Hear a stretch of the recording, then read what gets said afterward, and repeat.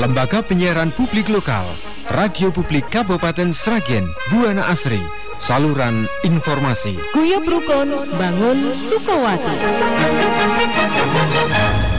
Shalom, selamat pagi, saudara terkasih dalam Tuhan, mitra pendengar Buana Radio Buana Asri yang berbahagia. Jumpa kembali dengan saya, Pendeta Gideon Muji Slamet dari PKUKS. Dalam pertemuan pada pagi hari ini, dalam mimbar agama Kristen dengan judul atau tema firman Tuhan pada pagi hari ini, hidup di dalam mukjizat. Namun sebelum kita bersama-sama belajar tentang kebenaran firman Tuhan yang akan kita hidupi dalam hidup kita hari lepas hari, mari kita berdoa mohon urapan Tuhan terjadi. Mari kita berdoa. Segala pujian, syukur dan hormat kami naikkan kepadamu Bapa pencipta alam semesta, dan yang telah datang ke dunia menjadi sama dengan kami sebagai manusia. Karena kasih-Mu yang begitu besar, kasih-Mu yang menyelamatkan, kasih-Mu yang mencukupkan kebutuhan-kebutuhan kami, kasih-Mu yang melepaskan kami dari ikatan-ikatan kuasa kegelapan. Terima kasih Tuhan, hidup yang Tuhan percayakan kepada kami sampai detik ini, di mana kami boleh bersama-sama belajar akan kebenaran firman Tuhan dalam acara mimbar agama Kristen di Radio Buana Asri.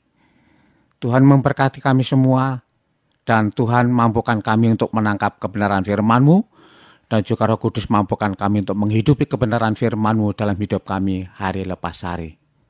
Berfirmanlah Tuhan, kami siap untuk mendengar di dalam nama Tuhan kami Yesus Kristus. Syukuran doa kami naikkan kepada Bapa di surga.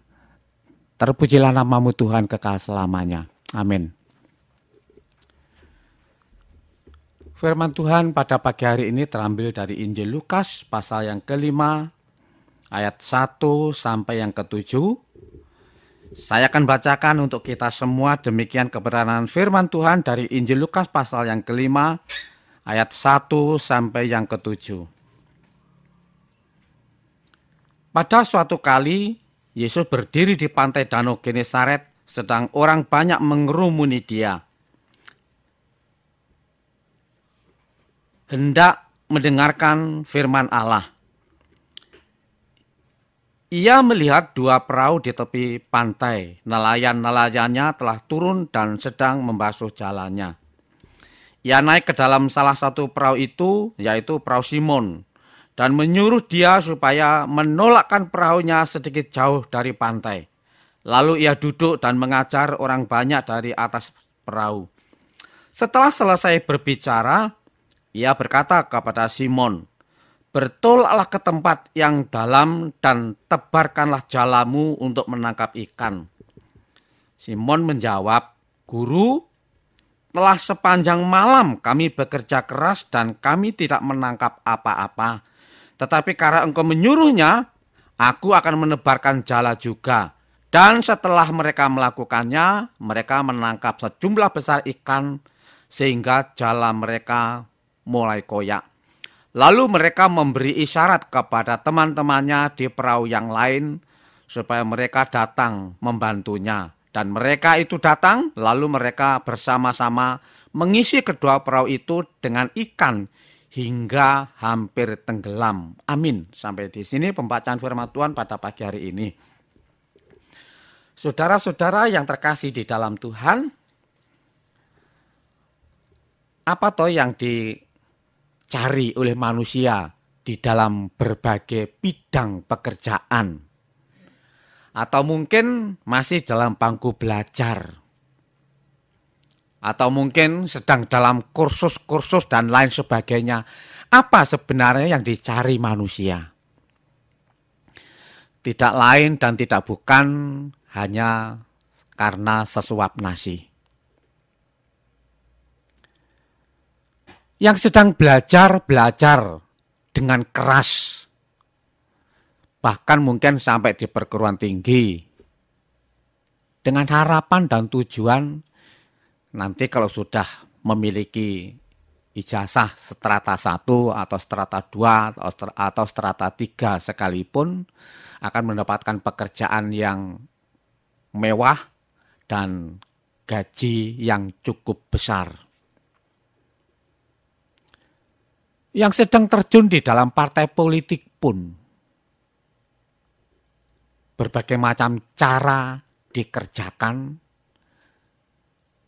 hanya sekali lagi untuk kedudukan yang tinggi, yang pada akhirnya banyak duit, banyak pujian. Yang ternak, yang menjadi petani, yang menjadi PNS, sekali lagi semua itu hanya sesuap nasi. Pada pagi hari ini sekali lagi tema firman Tuhan adalah hidup dalam mukjizat. Kita kembali ke Injil Lukas pasal yang kelima ayat 1 sampai yang ke-7. Murid-murid sebagian besar adalah nelayan. Dan seorang nelayan, saya pernah mengamati hidup seorang nelayan karena mertua saya adalah dari pesisir, jadi saya tahu kehidupan para nelayan. Nelayan di dalam mencari ikan itu berangkatnya sore dan bekerja untuk menangkap ikan itu malam hari dan pulangnya akan kembali. Jadi ikan itu mudah ditangkap kalau dalam kondisi gelap.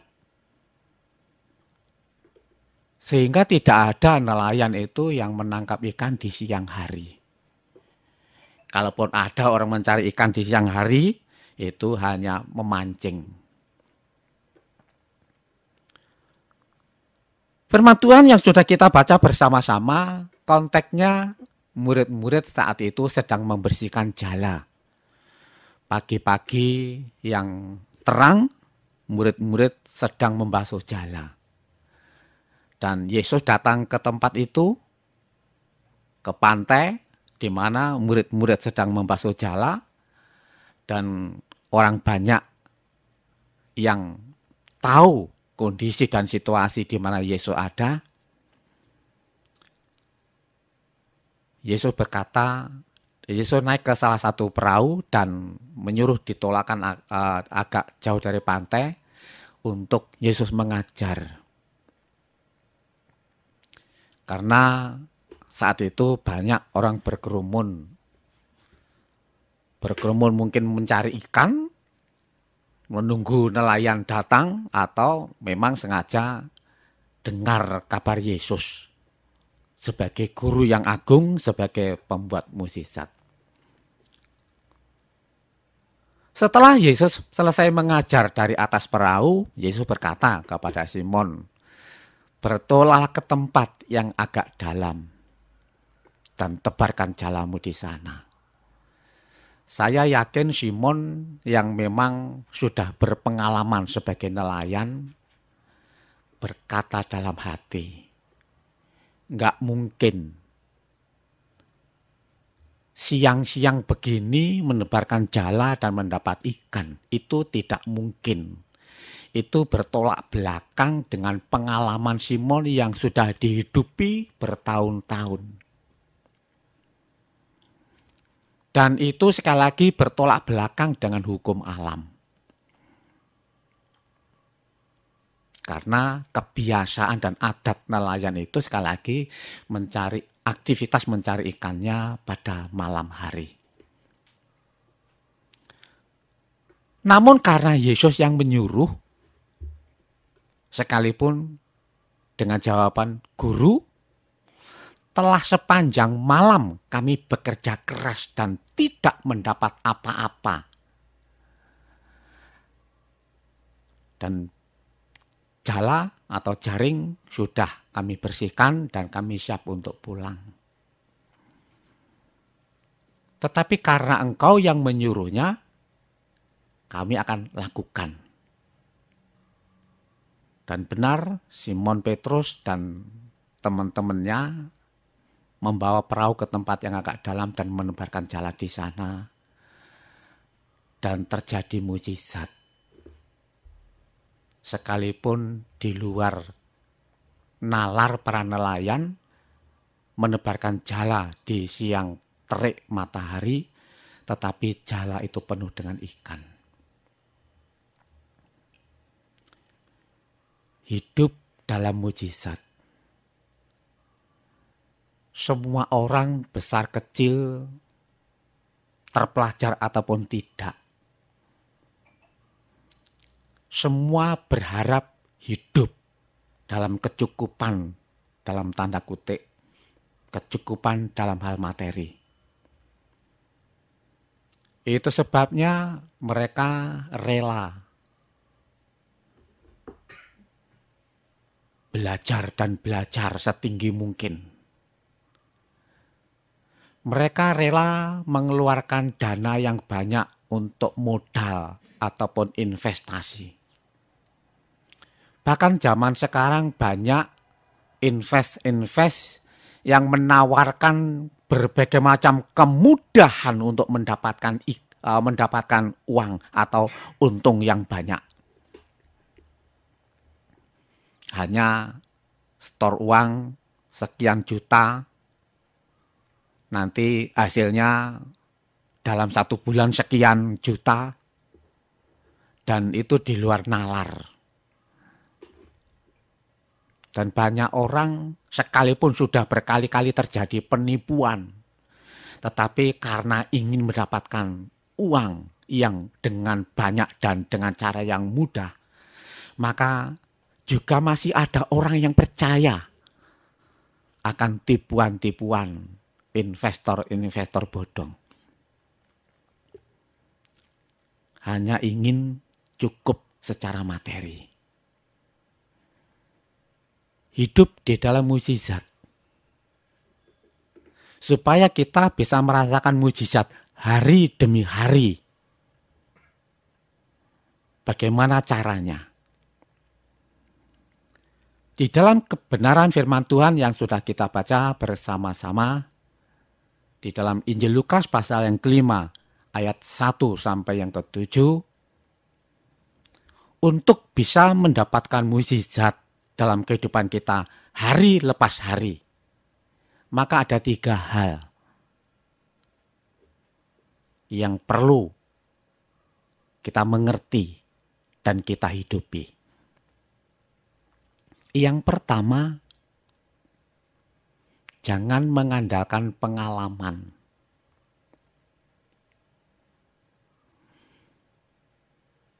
Jangan mengandalkan modal. Jangan mengandalkan otot, jangan mengandalkan kepandaian.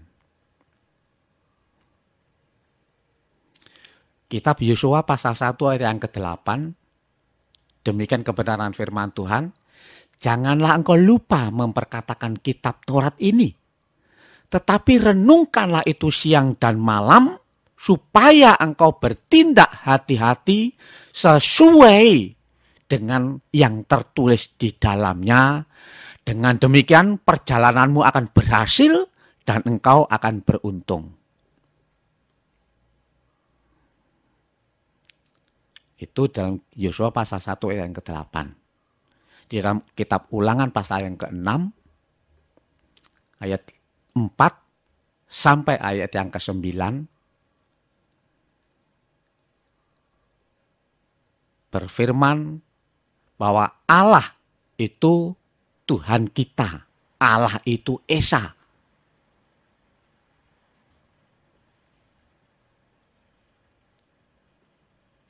Renungkanlah itu siang dan malam. Ajarkan kepada anak-anakmu, baik engkau dalam perjalanan, atau engkau sedang di rumah, sedang duduk, sedang berbaring, ajarkanlah itu kepada anak-anakmu bahwa Allah itu Tuhan kita, itu Esa. Dan ikatkanlah itu di tanganmu dan di dahimu sebagai tanda.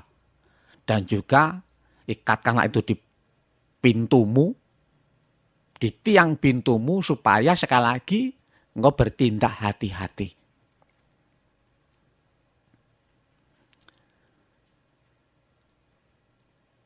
Untuk mendapatkan dan merasakan mujizat setiap hari, karena mujizat itu masih ada sebelum dunia ini hancur. Selama dunia ini masih ada, mujizat itu masih ada. Karena Allah kita tidak pernah berubah, dan Allah kita adalah Allah yang sama. Zaman dulu, sekarang, dan yang akan datang. Allah kita tidak pernah berubah. Kasih-Nya tidak pernah berubah, kuasa-Nya tidak pernah berubah, dan mujizat-Nya tidak pernah berubah.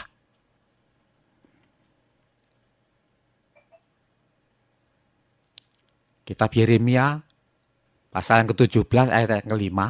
Terkutuklah orang yang mengandalkan manusia, yang mengandalkan kekuatannya sendiri, dan yang hatinya menjauh daripada Tuhan. Digambarkan bahwa ia itu hidup di padang gurun, di padang angus, di padang asin, yang tidak berpenduduk dan tidak berpengharapan, karena di padang gurun, padang yang gersang. Itu orang yang mengandalkan kekuatannya sendiri. Orang yang hatinya menjauh daripada Tuhan. Orang yang mengandalkan manusia. Itu orang seperti itu. Orang yang terkutuk. Tetap di Yeremia pasal 17 ayat yang ke-7 dan 8. Tetapi diberkatilah orang yang mengandalkan Tuhan. Yang menaruh harapannya hanya kepada Tuhan. Dan yang hatinya melekat kepada Tuhan. Dia tidak pernah mengalami datangnya panas terik. Dia selalu menghasilkan buah setiap saat. Itulah orang yang mengandalkan Tuhan. Yang tidak mengandalkan Tuhan adalah orang yang terkutuk. Untuk mendapatkan mujizat, merasakan mujizat setiap hari, orang harus mengandalkan Tuhan. Sedang yang hatinya menjauh daripada Tuhan akan selalu mendapatkan kutuk. Saya bersaksi jemaat yang saya layani hatinya menjauh daripada Tuhan.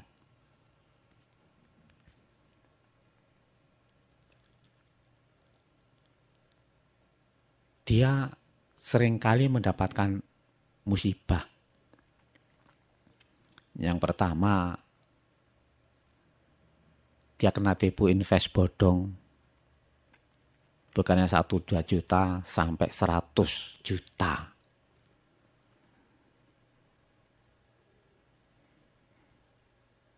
Karena saat dia mendapatkan berkat yang banyak, dia lupa perpuluhan. Sehingga berkat itu habis, ketipu invest bodong. Yang kedua, ini dialami baru beberapa minggu atau 1,5 bulan yang lalu. Karena hatinya jauh daripada Tuhan dan tidak mengandalkan Tuhan dalam hidupnya, dia baru nabrak orang yang sudah berumur 81 tahun. Dibawa ke rumah sakit, besok paginya meninggal. Sekalipun keluarga tidak nuntut, tetapi habisnya cukup banyak juga. Karena harus membawa berobat ke rumah sakit dan mengurusi biaya pemakaman dan lain sebagainya. Dan saya yakin habisnya lebih daripada 20 juta.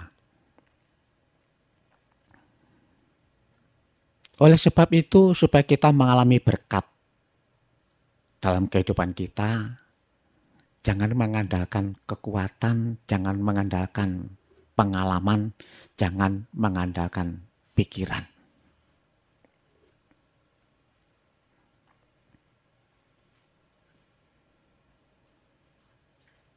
Untuk mendapatkan mujizat dalam kehidupan kita hari lepas hari, yang kedua, menjadi pelaku firman. Kembali ke kitab Yosua pasal 1 ayat ke-8.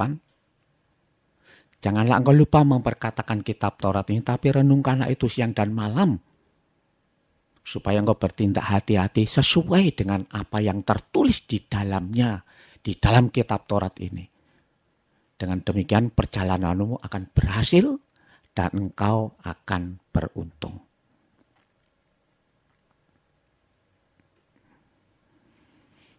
Untuk mendapatkan mukjizat dalam kehidupan kita lepas hari, hanya yang kedua syaratnya menjadi pelaku firman. Murid-murid saat disuruh menebarkan jala di tempat yang agak dalam, Guru, sepanjang malam kami bekerja dengan pengalaman kami yang bertahun-tahun sebagai nelayan. Sepanjang malam kami kerja dan kami tidak mendapatkan apa-apa. Sekalipun siang hari itu enggak lazim dan itu bukan cara nelayan untuk mencari ikan. Tetapi karena engkau yang menyuruhnya, aku akan kerjakan juga. Bapak Ibu pendengar Radio Buana Asri yang berbahagia, anugerah berkat dalam kehidupan kita yang pertama adalah anugerah keselamatan. Mari kita mengajarkan keselamatan yang hanya merupakan anugerah ini kepada anak-anak kita. Dididik dalam perjalanan di rumah atau sedang duduk atau sedang berbaring. Kita didik terus, kita ajak untuk mengenal Tuhan yang Esa, yang telah datang ke dunia menjadi manusia. Dan yang memberikan anugerah keselamatan. Karena keselamatan itu hanya di dalam Yesus. Saat percaya kepada Yesus, karena Allah yang menjadi manusia telah mati di atas Golgota, menggantikan, menghapus dosa-dosa isi dunia ini.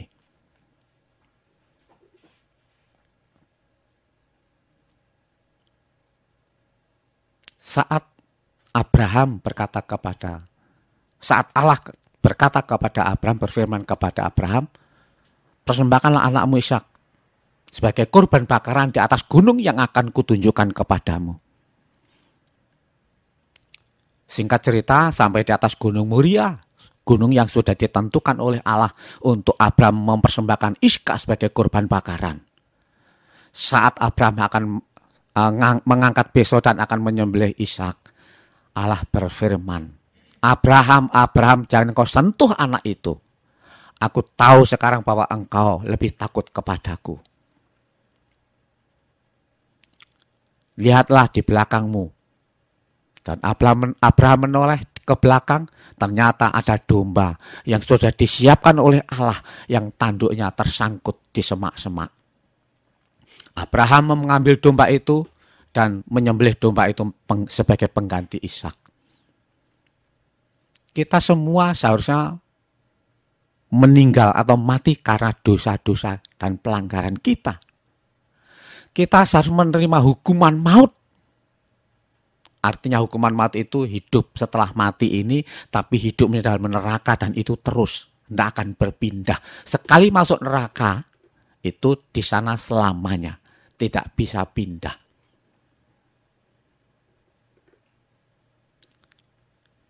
Seharusnya kita mengalami itu, tetapi Allah menyiapkan domba. Domba Allah. Yohanes membaptis orang Yahudi di Sungai Yordan. Saat Yesus datang dari jauh, Yohanes Pembaptis menunjuk, lihatlah anak domba Allah yang menghapus dosa dunia. Inilah domba Allah yang mengganti kita yang seharusnya mati. Tetapi karena kasihnya, karena anugerahnya, Allah memberikan domba itu supaya manusia tidak mengalami kematian. Inilah yang kita ajarkan kepada anak-anak kita bahwa keselamatan hanya ada di dalam Yesus, tidak ada di tempat yang lain. Keselamatan harus melalui kurban. Tidak bisa diganti dengan uang atau emas. harus dengan korban. Dan korban yang sempurna hanya satu korban yang telah dijalani, yang telah dikerjakan oleh Yesus Kristus di atas Golgota. Inilah yang kita ajarkan kepada anak-anak kita. Keberhasilan anak-anak kita, keberhasilan kita. Sekali lagi bukan karena warisan dari nenek moyang kita yang banyak. Bukan karena kita belajar sampai di perguruan tinggi, memiliki ilmu yang luar biasa. Bukan karena kekuatan kita bekerja siang malam membanting tulang. Bukan karena itu keberhasilan kita. Tetapi keberhasilan kita karena melakukan kebenaran firman Tuhan. Ketaatan kita kepada firman Tuhan. Berapa banyak orang-orang yang meninggal sedang dalam studi, menyelesaikan kuliah. Belum rampung, banyak yang meninggal. Selesai kuliah, wisuda, meninggal. Sebelum wisuda, meninggal. Sekali lagi, keberhasilan anak-anak kita bukan karena tingginya kedudukan, bukan tingginya ilmu yang kita kejar. Tetapi semata-mata karena kedekatan kita dengan Tuhan menjadi pelaku firman.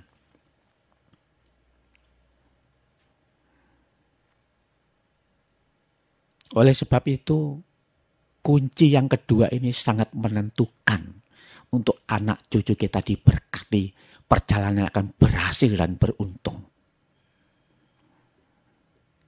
Harta yang kita wariskan, dalam tanda kutip, adalah keselamatan, pengenalan kepada Allah yang benar.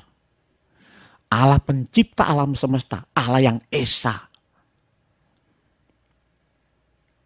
Allah yang satu, pencipta alam semesta ini, tetapi juga Allah yang menyatakan diri kepada manusia di dalam Yesus Kristus. Karena selama Allah tidak memperkenalkan diri, manusia tidak bisa mengenal Allah. Manusia tidak bisa melihat Allah.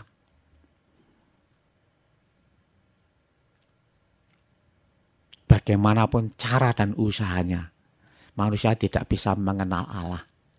Karena manusia itu berdosa dan Allah itu kudus. Oleh sebab itu perlu Allah datang ke dunia menyatakan diri. Ini loh aku pencipta alam semesta. Ini loh aku yang mengasihimu. Ini loh anugerah keselamatan yang hanya percaya kepadaku yang telah kukerjakan di atas Golgota. Tidak ada cara lain.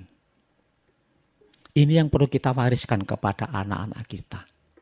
Masalah warisan materi itu warisan yang kedua. Warisan yang pertama adalah sekali lagi pengenalan akan Allah dan menjadi pelaku firman.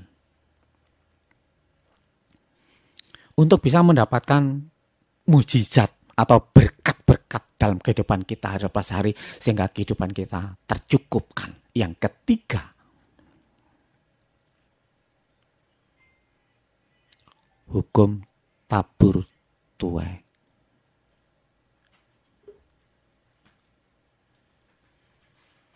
Tidak ada cara lain.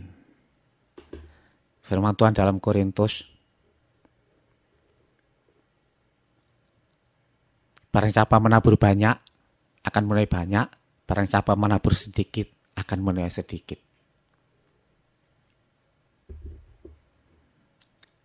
Ilmu ekonomi dunia ini berbeda dengan ilmu ekonominya Allah. Kalau ilmu ekonomi dunia itu untuk mendapatkan sebanyak mungkin, mengeluarkan sedikit mungkin. Tetapi firman Allah berkata, ada orang yang memegang erat-erat harta bendanya, tetapi justru kekurangan. Tetapi banyak orang yang menyebar hartanya, justru diberkati Tuhan luar biasa. Saat murid-murid setelah mendapatkan, menarik jala atau jaring itu penuh dengan ikan. Kalau Petrus tidak berbagi dengan perahu yang kedua, saya yakin Petrus tidak bisa pulang. Karena perahunya akan tenggelam. Oleh karena Petrus mau berbagi dengan perahu yang lain yang telah menolong itu, sehingga murid-murid dapat kembali dengan pulang dengan sukacita mendapatkan hasil yang luar biasa dan ajaib. 2 perahu itu hampir tenggelam karena banyaknya ikan. Nah, coba kalau 2 perahu itu isinya digabung jadi satu dalam satu perahu, itu pasti tenggelam.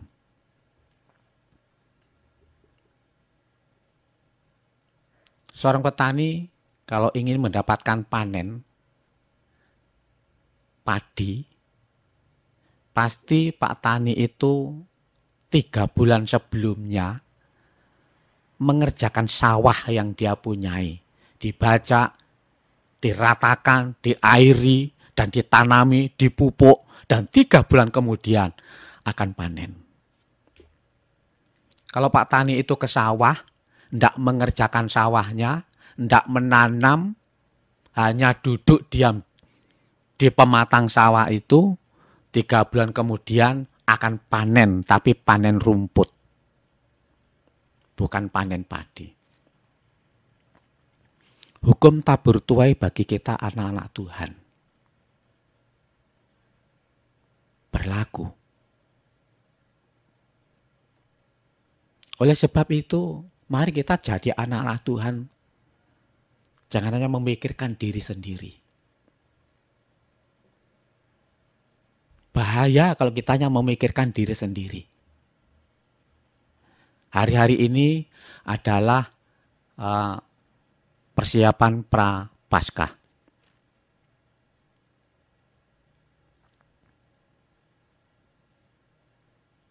Mari kita seperti perempuan yang meminyaki kaki Yesus atau mengurapi kepala Yesus dengan minyak narwastu.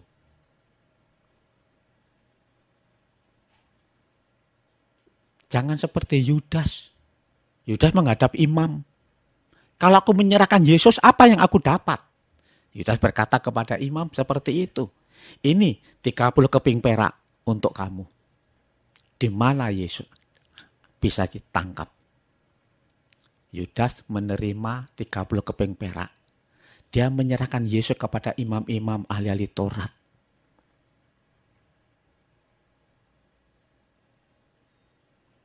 Yudas tidak memikirkan yang lain. Yudas hanya memikirkan dirinya sendiri. Memikirkan apa yang didapat kalau menyerahkan Yesus.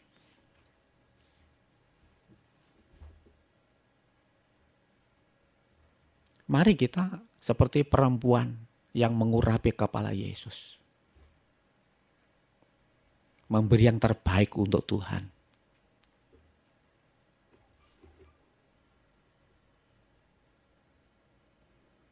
Ayat-ayat pra-Paskah sebelum Yesus, perempuan mengurapi kepala Yesus itu di dalam Matius pasal 21.